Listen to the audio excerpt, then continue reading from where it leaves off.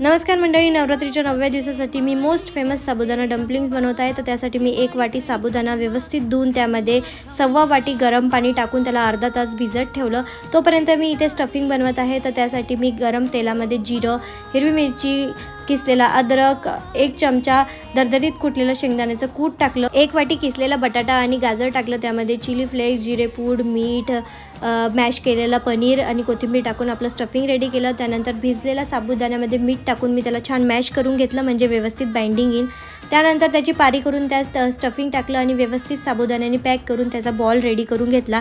सगळे dumplings ready झाल्यानंतर मी त्याला मस्तपैकी वाफवून घेणार आहे। तर 10 ते 15 मिनटं आपण मीडियम फ्लेमवर याला सगळ्याला व्यवस्थित वाफवून घेणार। फक्त व्यवस्थित पॅक करा, म्हणजे शिजल्यानंतर ते ओपन होणार नाही, क्रॅक पडणार नाही। तोपर्यंत मी चिली ऑइल रेडी करून घेतलं। तर गरम तेलामध्ये चिली फ्लेक्स टाकून आपलं चिली ऑइल रेडी झालेल्या डम्पलिंग्सवर मी चिली ऑइल टाकलं आणि सर्व केलं।